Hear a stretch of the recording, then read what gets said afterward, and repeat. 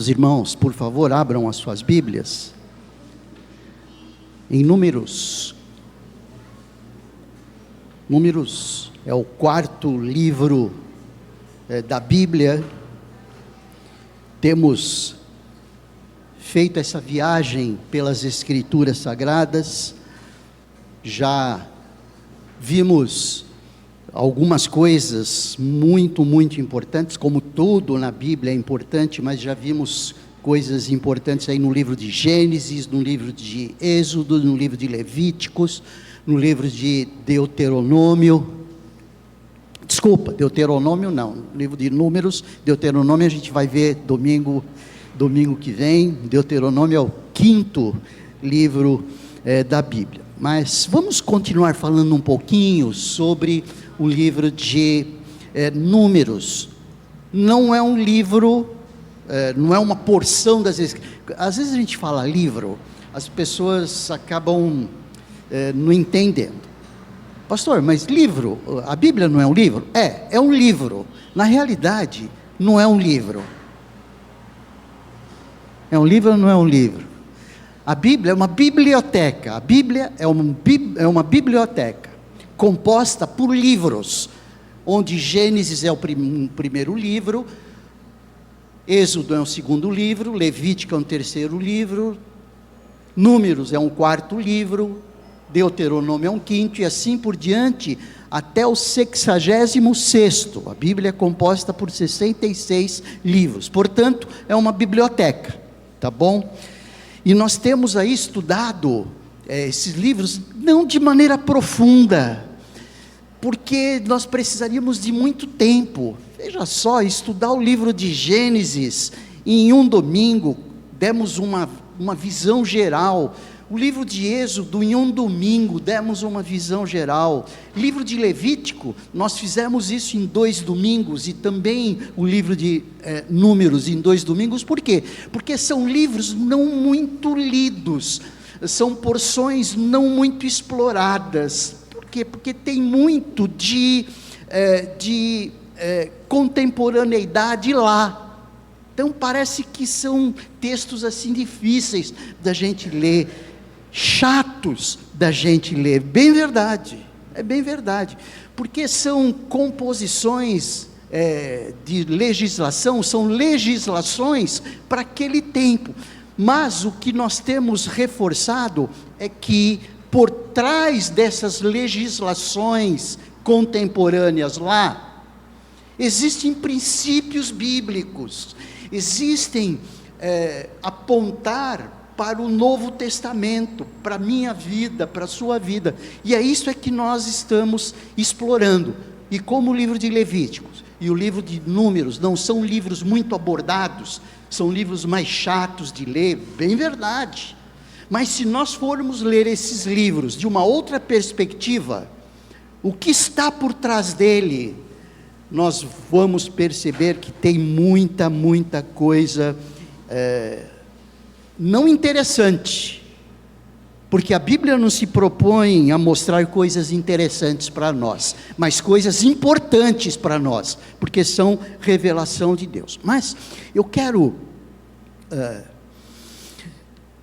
começar com um ponto de reflexão, através de uma pergunta: como está a sua realidade? A sua realidade existencial. Deus em função de você, ou você em função de Deus? Essa pergunta é muito importante. Com essas duas opções, como é que está a nossa realidade, a sua realidade, a nossa realidade? Deus em função de você, ou Deus em função de nós, ou nós em função de Deus? Quando nós falamos Deus em função de nós, é nós estarmos vivendo com a ajuda de Deus, e indo buscar em Deus suporte, para que a gente viva a vida. Ou seja, Deus é nosso serviço, não é? Perceberam isso? Se Deus está em função de nós, é como se Deus fosse um garçom pronto a nos servir. Ou se não, como está a nossa realidade? É nós em função de Deus? Qual é essa situação? Nós estamos vivendo em função de Deus. Deus é quem está comandando, Deus é quem está direcionando. E essa palavra é importante para tudo o que nós estamos vendo. Por quê? Porque o povo de Deus, o povo de Israel, principalmente depois da saída do Egito, ele vivia em função de Deus. Ou seja, a sua existência não estava focado neles, povo, estava focado em Deus que o conduzia. Percebe isso? A nossa compreensão das Escrituras e a absorção do que as Escrituras têm para nós está em função de nós colocarmos de maneira adequada, de maneira correta, essa pergunta. Porque se nós estamos vivendo em função de nós mesmos, sem dúvida nenhuma, os textos para nós vão ter uma aplicabilidade muito limitada.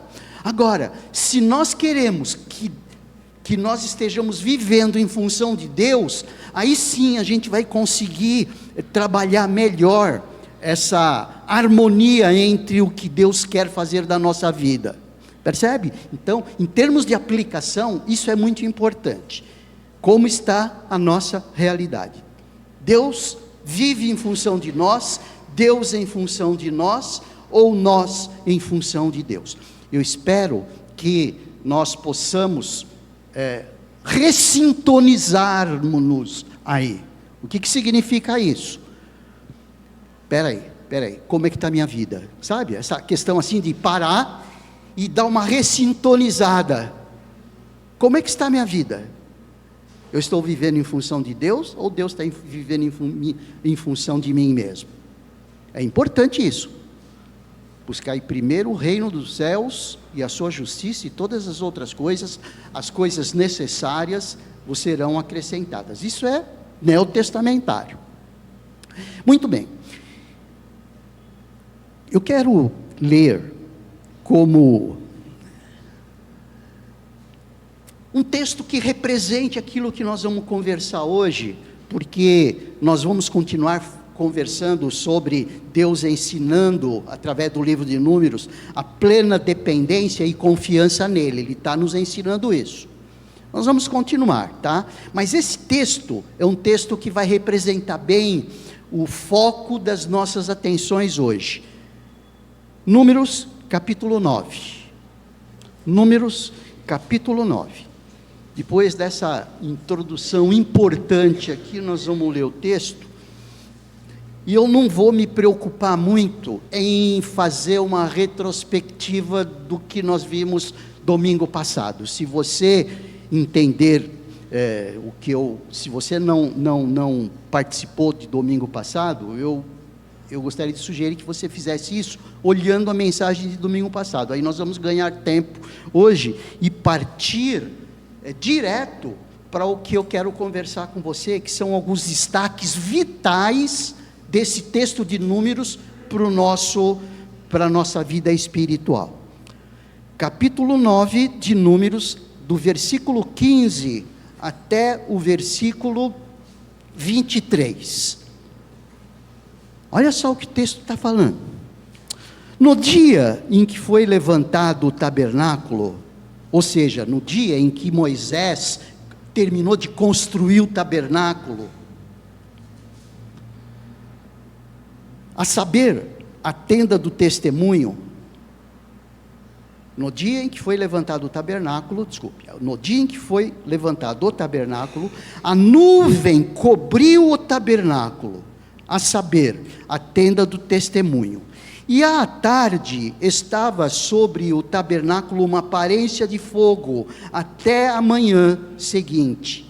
Assim acontecia sempre, a nuvem o cobria, e de noite havia aparência de fogo. Quando a nuvem se erguia de sobre a tenda, os filhos de Israel se punham em marcha, e no lugar onde a nuvem parava, aí os filhos de Israel acampavam. Segundo o mandado do Senhor, os filhos de Israel partiam, e segundo o mandado do Senhor acampavam. Por todo o tempo em que a nuvem pairava sobre o tabernáculo, permaneciam acampados.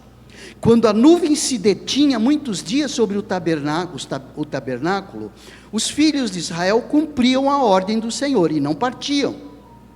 Às vezes, a nuvem ficava poucos dias sobre o tabernáculo, então, segundo o mandado do Senhor, permaneciam e, segundo a ordem do Senhor, partiam. Às vezes, a nuvem ficava desde a tarde até a manhã seguinte. Quando pela manhã a nuvem se erguia, punham-se em marcha, quer de dia, quer de noite, erguendo-se a nuvem, partiam.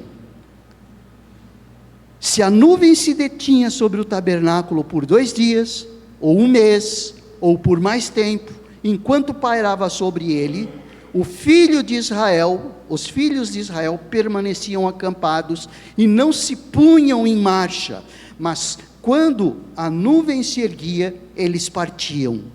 Segundo o mandado do Senhor, acampavam, e segundo o mandado do Senhor, se punham em marcha. Cumpriam o seu dever para com o Senhor, segundo a ordem do Senhor, por meio de Moisés.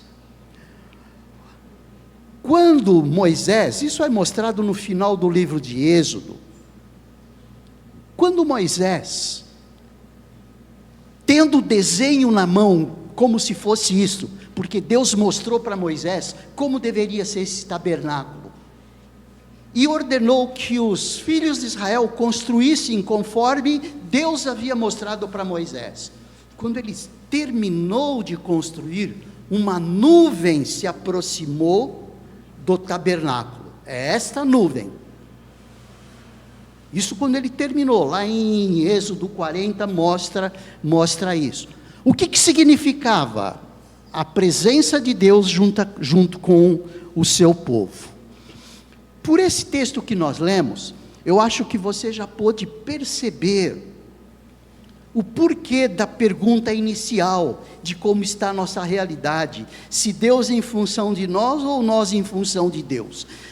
E dá para a gente perceber, pelo texto que nós lemos, que Israel, a realidade de Israel estava em função da realidade de Deus, e não a realidade de Deus em função da realidade de Israel. Perceberam isto? Então, esse texto aí é um texto bastante importante, num dos elementos vitais que a gente quer destacar aqui no livro de Números. Ou seja, Deus está presente com o seu povo. Deus é um Deus imanente.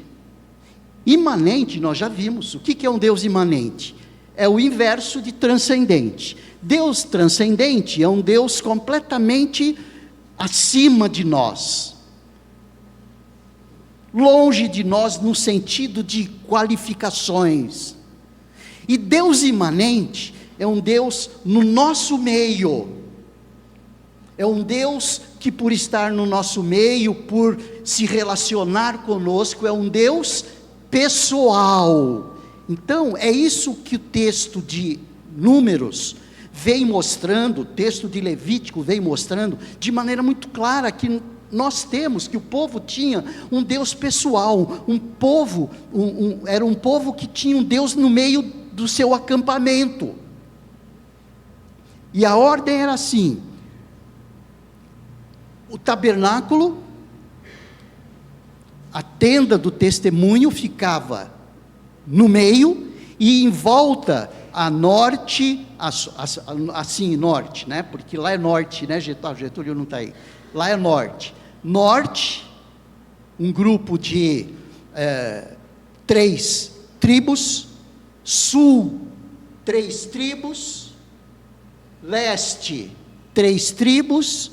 E oeste, 3 tribos. Todas elas voltadas para o centro que era o tabernáculo, voltadas para o lugar onde a presença de Deus se fazia perceptível.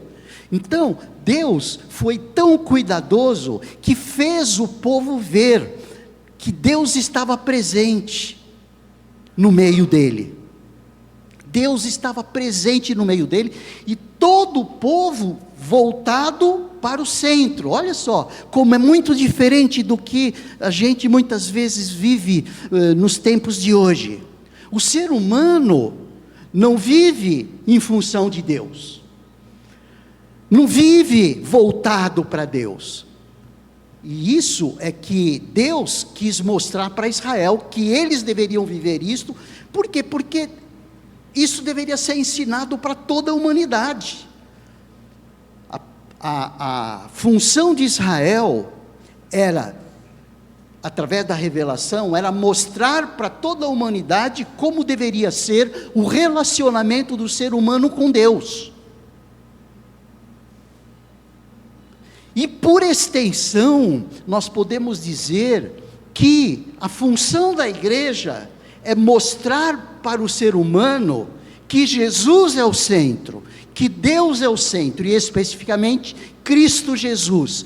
Cristo Jesus que morreu na cruz para reconciliar o ser humano com Deus.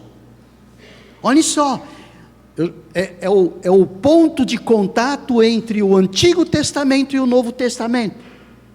É o ponto de contato entre o texto de Números e o Novo Testamento. Ou seja, o povo percebia Yahvé, percebia Deus através da nuvem durante o dia e através da coluna de fogo à noite, para iluminar, para aquecer, porque o deserto era muito frio à noite, e é muito frio à noite, é muito quente durante o dia, e a nuvem mostrava que Deus estava presente ali. Então o povo via isso, o povo percebia isso, Deus junto do seu povo, determinando ações, e o tempo dessas ações. Deus determinava tudo isso. Deus dava diretrizes, Deus escolhia pessoas, Deus determinava ações e o tempo delas, Deus ensinava, Deus discipulava. A gente percebe muito bem isso no capítulo 1, estimulando aí você a colocar algumas folhas para trás. Logo no capítulo 1 a gente já percebe isso, capítulo 1 de Números, não é? No segundo ano após a saída dos filhos de Israel do Egito, no primeiro dia do segundo mês, o Senhor falou a Moisés no deserto do Sinai, na tenda do encontro, dizendo: levantem um censo de toda a congregação. E aí ele determinou: conta todos os homens nominalmente, cabeça por cabeça, da idade de 20 anos para cima, todos capazes de sair à guerra em Israel. E ele passa essas determinações o tempo todo. Já vinha fazendo isso no livro de Levíticos, já vinha fazendo isso no livro de Êxodo, quando libertou, quando fez um acordo, uma aliança, quando estabeleceu o sacerdócio, quando estabeleceu o lugar onde Deus haveria de habitar no meio do povo. Deus dava as cartas, Deus dava as ordens. Gente, isso para nós é muito vital, nós ganharmos essa percepção. Por quê? Porque muitas vezes na nossa vida, nós queremos tocá-la segundo os nossos propósitos. Aquela ideia de a minha vida cuido eu, muitas vezes acaba se tornando o mote principal da nossa vida, da nossa existência. Olha só como é diferente, perceberam? E isso a gente precisa ganhar, a dimensão de que Deus é o centro, de que nós vivemos em função de Deus e não Deus em função de nós. Ao mesmo tempo, o que a gente percebe nesse texto, especialmente do capítulo 9, é que Deus é quem determinava o momento deles saírem, ou seja, Deus guiava o povo. Quando nós olhamos, por exemplo, textos como Romanos 8,14, quando diz ali, não precisa ir ali, se você quiser só anote, Paulo fala em Romanos assim, olha, todos os filhos de Deus, todos os filhos de Deus são guiados pelo Espírito Santo, e quem é guiado pelo Espírito Santo, esses são filhos de Deus. Ou seja, quem é que dirige a sua vida? É o Espírito Santo, tem que ser o Espírito Santo, da mesma forma que a nuvem, que era uma figura, ou uma pré-figura do Espírito Santo, quem guiava o povo, quando eles tinham que seguir, ela começava a subir, quando eles tinham que acampar, ela ficava ali, se tinha que ficar de uma tarde para uma noite, à tarde a nuvem caía, e de manhã a nuvem começava a subir, e aí eles logo levantavam o acampamento para ir em frente, e só paravam quando a nuvem parava. Então a nuvem é quem dirigia, a nuvem ia para lá, eles iam para lá, a nuvem ia para cá, para o norte, eles iam para o norte. Olha só que coisa interessante, o que mostra aí, mas o que eu tenho a ver com essa história do povo no deserto? É isto que nós temos a ver, a nuvem como uma pré-figura do Espírito Santo a guiar a nossa vida. Quem está guiando a minha vida? Quem está guiando a nossa vida? Qual esforço eu estou fazendo e qual esforço nós estamos fazendo para observar a movimentação da nuvem? Os irmãos entenderam? Eu não estou falando da nuvem do céu, eu estou falando da nuvem que é o Espírito Santo de Deus. Cuidado, porque os pensamentos do homem não são os mesmos pensamentos de Deus. Então muitas vezes nós pagamos o preço de tomarmos decisões não olhando o movimentar do Espírito Santo, e sim olhando o movimentar da nossa mente e do nosso coração. Gente, olha só que costuradas nós podemos fazer aí entre a revelação de Deus no Antigo Testamento e o Novo Testamento, olhando um texto como esse. Deus está junto do seu povo, assim como Jesus, depois no Novo Testamento, demonstrou que estava junto do seu povo, morrendo na cruz, o Emanuel, o Deus conosco, percebe? Israel tinha um Deus pessoal, nós temos um Deus pessoal, que se fez pessoa, na pessoa de Jesus, que embora sendo Deus, não considerou ser igual a Deus, coisa que deveria se aferrar, como diz o texto. Não se ferrar, viu, irmãos? É se aferrar, ou seja, é coisa que devia acontecer, coisa que deveria ser compreendida.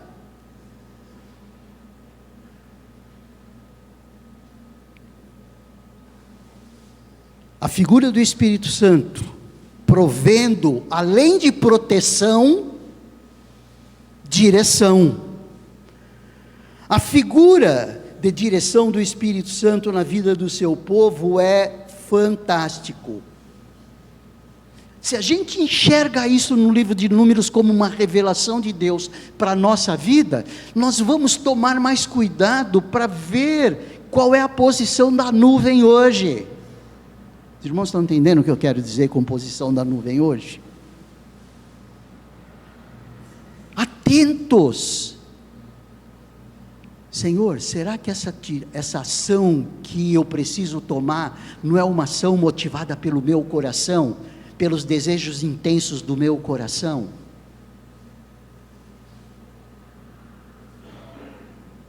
Porque se for um desejo intenso do coração, nós estamos perdidos. Quando o povo pecou, eles foram impedidos de continuar caminhando. Então Deus disse assim: então essa geração toda não vai entrar na terra prometida e vai morrer no deserto. Aí eles se atinaram para isso e começaram a dizer: não, então nós vamos sim, nós vamos caminhar para a terra prometida. Aí Moisés falou assim: olha, eu não vou e nem a nuvem vai. Eles tomaram na cabeça, ou seja, segundo o coração deles. Então, quando nós nos encaminhamos na nossa vida, quando nós encaminhamos a nossa vida segundo o nosso próprio coração, nós, como dizem por aí, nós damos um tiro no pé. Nós pagamos o preço de estarmos nos conduzindo segundo a nossa percepção de vida e contando com a ajuda de Deus, sabe? Eu vou caminhar aqui, Senhor, me ajuda. Isso daí significa o quê? Deus em função de nós, e não nós em função de Deus. Então, o que nós pudemos perceber aí, nessa movimentação de nuvem, nessa questão de Deus estar junto do seu povo, o quanto olhando em números nós olhamos o nosso dia a dia. Agora, o que eu quero mostrar para você é que existe um outro destaque muito, muito, muito interessante e importante lá no livro de Números. Existem vários, a gente não vai conseguir ver todos eles, mas eu tentei pegar os mais, não os mais importantes, mas para o momento, para escolher, eu escolhi os que eu entendi que seria importante para nós. Os irmãos já ouviram falar da novilha vermelha? Pontos de interrogação. Normal. Só existe isso uma vez no Antigo Testamento, que está em Números. Então, se você abrir a sua Bíblia em Números 19, e aí a gente vai tecer alguns comentários sobre essa novilha vermelha. É muito interessante isso, gente. Capítulo 19 de Números. A partir do versículo 1 até o versículo 10. Atentem para esse texto. Abriram aí? Capítulo 19 em Números. A partir do versículo 1 até o versículo 10. O Senhor disse a Moisés e a Arão: esta é uma prescrição da lei que o Senhor ordenou, dizendo: diga aos filhos de Israel que tragam uma novilha vermelha, perfeita, sem defeito, que não tenha ainda levado jugo. Entreguem essa novilha ao sacerdote Eleazar, que substituiu Arão. Ele era filho de Arão, porque Arão tinha morrido já. Este a levará para fora do arraial, e ela será morta diante dele. O sacerdote Eleazar pegará um pouco do sangue com o dedo, e dele aspergirá para a frente da tenda do encontro 7 vezes. Então ele pegava um pouco desse sangue e aspergia na tenda do encontro, no tabernáculo. À vista do sacerdote, a novilha será queimada. O couro, a carne, o sangue, o excremento, tudo será queimado. E o sacerdote, pegando um pedaço de madeira de cedro, isopo e pano de carmesim, os lançará no meio do fogo que queima a novilha. Então o sacerdote levará suas roupas e banhará o seu corpo em água. Depois entrará no arraial e ficará impuro até a tarde. Também o que queimou a novilha levará as suas roupas com água, e em água banhará o seu corpo, e ficará impuro até a tarde. O homem que esteja puro ajuntará a cinza da novilha e a depositará fora do arraial, um lugar puro, e ela será guardada para a congregação dos filhos de Israel, para água purificadora. É oferta pelo pecado. Aquele que ajuntou a cinza da novilha lavará as suas roupas e ficará impuro até a tarde. Isto será por estatuto perpétuo aos filhos de Israel e aos estrangeiros que habitam no meio deles. Tudo isso deveria ser feito fora do arraial. Essa novilha não era como os outros animais que eram imolados na própria tenda, na própria área da tenda, na área externa da tenda do encontro, do tabernáculo. Era levado fora do arraial. Fora do arraial era fora do lugar onde as tribos estavam reunidas. Elas estavam reunidas a norte, sul, leste, oeste. Era levado fora. E esse detalhe é muito importante para o que nós vamos colocar daqui a pouco. Novilha, na realidade, é uma vaca, tá bom? É uma vaca, com essas características que ele coloca aqui. Uma novilha vermelha, perfeita, sem defeito, que não tem ainda levado jugo. Esse capítulo 19, ele trata de um dos símbolos mais poderosos de purificação do Antigo Testamento. É o uso das cinzas de uma novilha vermelha. O que eles faziam com essas cinzas? Eles misturavam com água viva. Essa expressão água viva também é importante. Eles misturavam com essa água viva, e com essa água viva misturada, água viva é água corrente, tá bom? Não é água de uma cisterna. Era água corrente, essa era a água viva. Misturavam com essa água viva, e com essa água viva tudo era purificado. O tabernáculo era purificado, o templo era purificado. No caso aqui, eles purificavam principalmente as pessoas que tinham tido contato com pessoas mortas. Naquele tempo, como nos 38 anos, cerca de 600 mil pessoas foram morreram no deserto, cerca de 40 pessoas morriam por dia. Então o contato com pessoas mortas era muito comum. Então esse é o aspecto físico, o aspecto material dessa purificação. E tudo era purificado. O tabernáculo era purificado com essa água purificadora.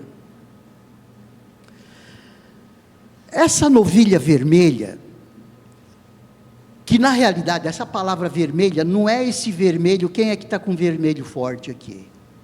Vermelho sangue. Mais ou menos isso, talvez. Não é esse vermelho sangue, mas é um marrom avermelhado. Se a gente entrar na internet lá, novilha vermelha, você vai ver a figura de uma novilha vermelha com um marrom bem forte, um marrom avermelhado.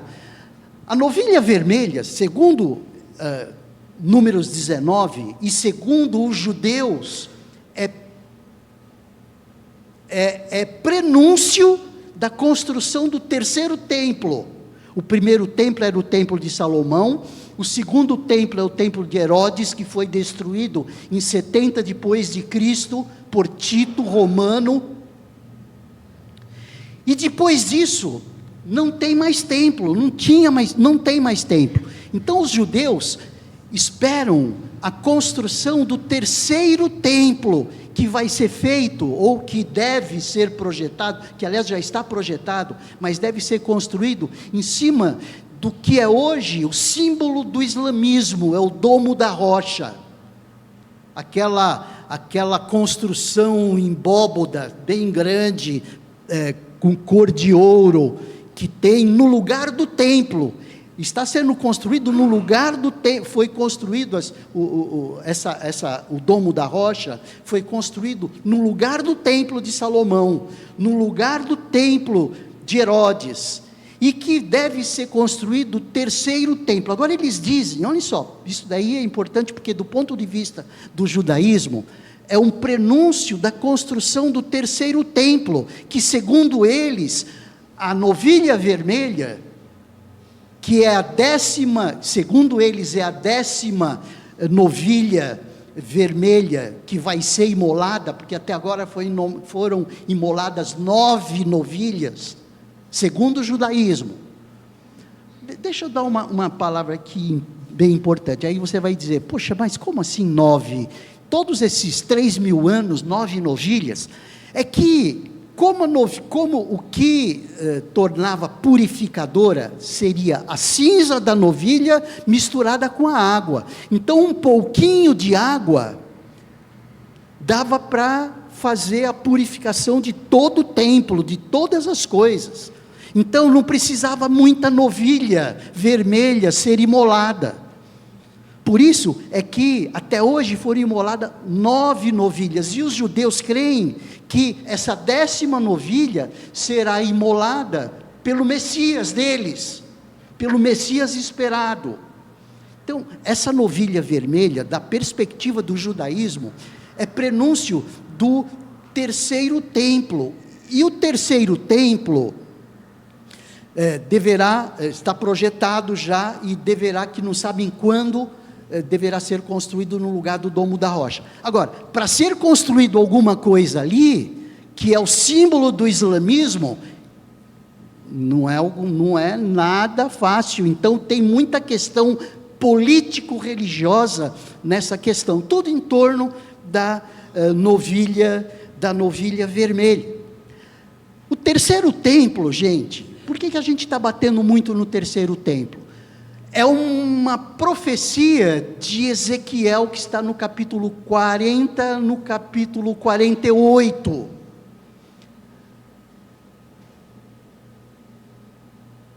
E que os judeus pegam isso de maneira literal, até porque um dos pré-requisitos do terceiro templo é o estabelecimento estabelecimento do povo de Israel, que aconteceu em 1948, então tem muito de histórico isso, é histórico, político, religioso. Bem, e nós, o que tem a ver a novilha vermelha conosco, já que para nós, o que significa o terceiro templo? O que significa a novilha vermelha? Os irmãos podem imaginar? Em que ponto nos toca? Abra sua Bíblia em Hebreus, no capítulo 9. Hebreus, capítulo 9. Olha só, quando a gente olha ali, esse texto da novilha vermelha, olha para onde a gente vai, no capítulo 9, versículo 11 a 15. Abriram aí? Hebreus, capítulo 9, versículo 11 a 15. Quando ele diz assim: quando, porém, Cristo veio como sumo sacerdote dos bens já realizados, mediante o maior e mais perfeito tabernáculo, não feito por mãos humanas, quer dizer, não desta criação, e não pelo sangue de bodes e de bezerros, mas pelo seu próprio sangue, ele entrou no santuário uma vez por todas, e obteve uma eterna redenção. Veja que ele falou aqui, sangue de bodes e de bezerros, e a partir do versículo 13 ele diz: portanto, se o sangue de bodes e de touros, e a cinza de uma novilha, que é essa novilha, que ele está se referindo aqui, a novilha vermelha lá em Números 19,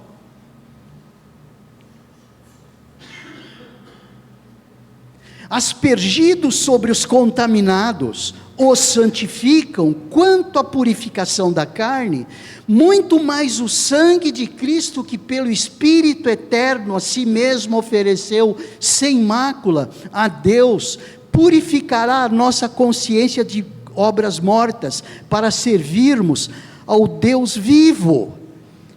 Os irmãos perceberam o que é a novilha vermelha em relação a Cristo?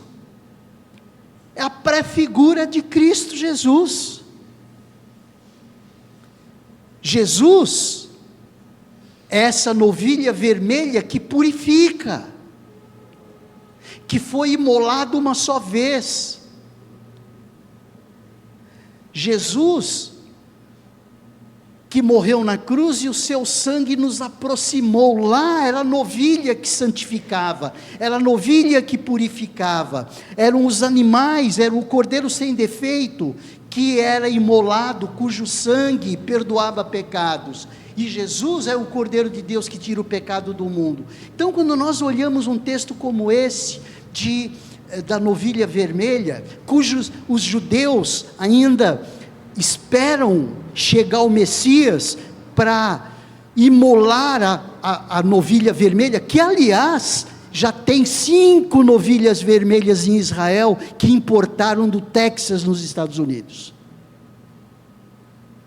Uma delas é absolutamente perfeita.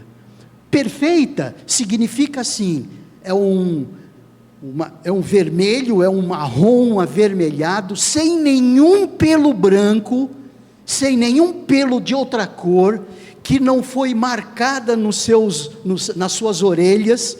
E essas novilhas, por uma situação lá, não tinham sido marcadas ainda. O que Israel fez? Foi lá, colocou essas novilhas, essas vacas, num avião, e trouxe para Israel, agora só aguardando o estabelecimento do templo, do terceiro templo, para que essas novilhas sejam imoladas. Jesus já foi imolado, Jesus já foi sacrificado. E o interessante é que o texto diz: quando porém Cristo veio como sumo sacerdote dos bens já realizados, mediante o maior e mais perfeito tabernáculo. Qual é o maior e mais perfeito tabernáculo? Quem é? É o próprio Cristo. Quando Jesus ali, falando para os judeus, disse: derrubai este templo e em 3 dias eu reedificarei. Ele estava falando de que templo? Do templo de Herodes, que seria destruído 40 anos depois, ou 37 anos depois? Não, ele falava dele, é o templo dele. Então Jesus é o maior templo, é o templo mais perfeito. Então aquele templo lá do Antigo Testamento, que marcava a presença de Deus, foi substituída pelo templo mais perfeito, que é Jesus, que marca a presença absoluta de Deus no meio do seu povo. Gente, isso só pode ser uma mente como a mente de Deus, para elaborar um plano como este. Então, mediante o maior e mais perfeito tabernáculo, não feito por mãos humanas, como o autor de Hebreus fala, quer dizer, não desta criação, e não pelo sangue de bodes e de bezerros, mas pelo seu próprio sangue. Então Jesus era o próprio sacerdote, e o próprio imolado. Lá no Antigo Testamento, o sacerdote imolava a novilha, imolava o cordeiro sem defeito. Jesus era o próprio sacerdote, e o próprio imolado. Por quê? Porque tanto o sacerdote, Jesus era considerado puro, porque Jesus era o sumo sacerdote, era o sacerdote perfeito, e Jesus era o cordeiro sem defeito, era o cordeiro que tira o pecado do mundo. Então, essa novilha vermelha como prefiguração de Cristo, isso é muito, muito, muito maravilhoso.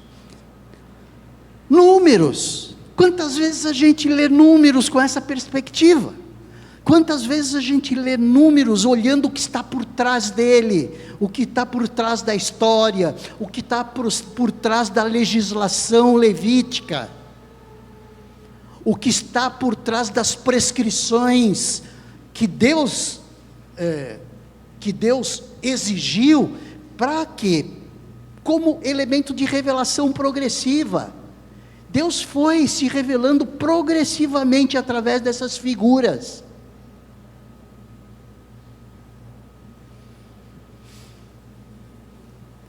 A gente poderia falar também, eu preciso falar desse texto, do capítulo 21 de Números. Se você abrir ali, capítulo 21 de Números, ele fala de alguma coisa que está escrita em João no capítulo 3,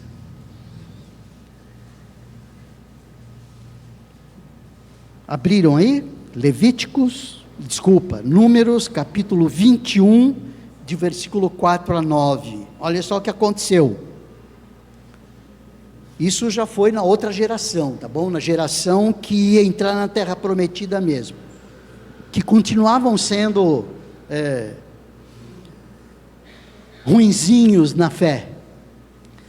Então os israelitas partiram do Monte Hor, pelo caminho do Mar Vermelho, para rodear a terra de Edom. Mas o povo se tornou impaciente no caminho e falou contra Deus e contra Moisés, dizendo: por que vocês nos tiraram do Egito para que morramos nesse deserto, onde não há pão nem água? Já estamos enjoados dessa comida ruim. Os israelitas, reclamando de Deus, estavam cansados daquele maná, não é? Então o Senhor mandou para o meio do povo serpentes venenosas que mordiam o povo, e morreram muitos do povo de Israel. Então o povo foi a Moisés e disse: nós pecamos, porque falamos contra o Senhor Deus e contra você. Ore ao Senhor pedindo que tire de nós as cobras. Então Moisés orou pelo povo. O Senhor disse a Moisés: faça uma serpente. Olha só o que Deus falou para Moisés fazer. Quando o povo estava reclamando que estava sendo mordida por serpentes venenosas: faça uma serpente e coloque-a sobre uma haste. Quem for mordido e olhar para ela, faça uma serpente de bronze, esculpir ali uma serpente de bronze, né? Faça uma serpente e coloque-a sobre uma haste. Quem for mordido e olhar para ela, viverá. Moisés fez uma serpente de bronze e a pôs sobre uma haste. Quando alguém era mordido por alguma cobra, se olhava para a serpente de bronze, ficava curado. O que está dizendo isso para nós? João capítulo 3, versículo 15. O que ele diz lá? João capítulo 3, versículo um pouquinho antes, né? Versículo 14, né? E 15. E assim, porque ele estava falando do Filho do Homem, o contexto é aquela conversa de Nicodemos com Jesus, tudo mais. E assim como Moisés levantou a serpente no deserto, assim também é necessário que o Filho do Homem seja levantado, para que todo o que crer nele tenha vida eterna. O próprio João já interpretou o texto de Números, dizendo que aquela serpente de bronze era um prenúncio daquele que, para quem olhasse para ele, seria salvo, estaria sendo imunizado pelo poder, não da mordida da cobra, mas do pecado, do veneno do pecado. O pecado mata, mas quem olhasse para Jesus,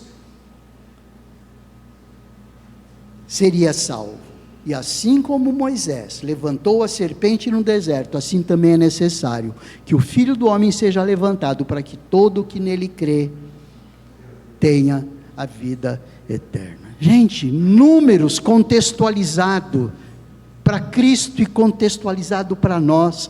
Não tem como não ler Números com essa perspectiva.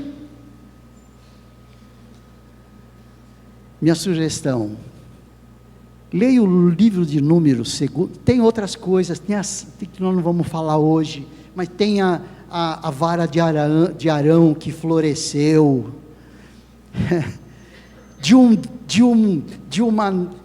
dia para o outro. Tem as cidades de refúgio, 6 cidades de refúgio. O que significa a cidade de refúgio para nós? Quem é a cidade de refúgio? Para que servia? Nós não vamos entrar nesse, a gente precisaria de pelo menos mais uns 15 minutos, não vou fazer isso aqui, mas, gente, livro de Números é a revelação de Deus para nós. Não tem como não olharmos essa escritura e avaliarmos, não é? Se Deus está a nosso serviço, ou nós a serviço de Deus. O que nós percebemos é que todas as vezes que o povo estava em obediência a Deus, vivendo em torno da vontade de Deus, ele tinha benefícios, tinha bênçãos. Capítulo 26 de Levítico fala muito bem claro isso. Lembra aquela relação dos 16 versículos que falam de bênção e dos 48 versículos que falam na maldição? Gente, o que nós mais queremos é sermos abençoados por Deus. E ser abençoado por Deus significa estar vivendo a nossa realidade em torno da realidade de Deus, e não viver a nossa própria realidade e pedir que Deus se anexe a ela. A Missio Dei, a missão de Deus, e o nosso envolvimento em vivê-la, fica qualificada quando nós conhecemos a Escritura. Nós vemos sentido na nossa vida, nós vemos sentido no nosso cristianismo. Não é uma doutrina colocada para engolirmos seco, como diz aí não sei nem se tem, eu já vi algumas vezes, os irmãos já viram os comerciais de cerveja, colocam para a gente engolir quadrado, não é assim? Sei lá, engolir redondo. Não, a doutrina de Deus, a profecia de Deus, é para que a gente possa usar e avaliar o quanto a nossa vida deve estar em função de Deus no centro. Não pedir que Deus se aproprie e nos abençoe nas nossas atitudes, nas nossas ações. A Missio Dei e o nosso relacionamento em termos de viver essa Missio Dei. Missio Dei significa missão de Deus, significa a igreja estar se anexando à missão de Deus, e não Deus se anexando à nossa missão.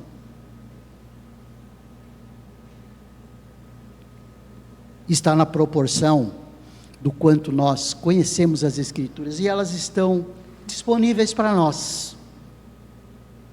Quantas traduções você quiser, colocadas em nossos smartphones. Não é difícil nem de achar. É só clicar ali no livro que a gente quer e apreciar tudo aquilo que Deus tem se revelado para nós. Isso só foi nos 4 primeiros livros da Bíblia. Temos 66 para conversar ainda pela frente. Esse ano não vai dar conta. Não tem problema. Nós temos, e até Jesus voltar, nós temos tempo para isso. Feche os seus olhos. Vou pedir que você fique em pé. Senhor Deus, nós queremos que a nossa vida gire em torno da Tua presença.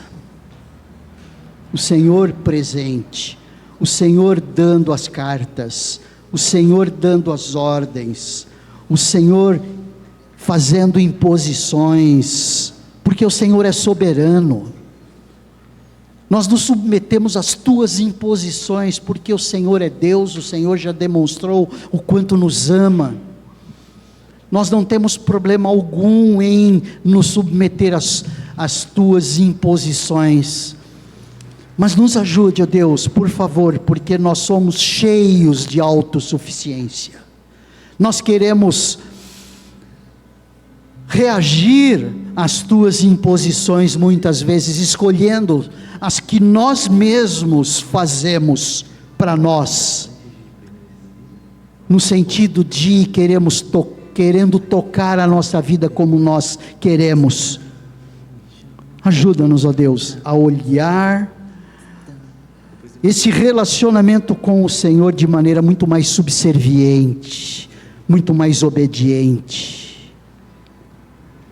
e que os nossos pensamentos, as nossas ações, atitudes, possam estar em função do que o Senhor deseja de nós, daquilo que o Senhor quer para nós, muito mais do que aquilo que nós mesmos desejamos para nós. Nos ajude, ó Deus, pedimos, em nome de Jesus, amém. Vamos cantar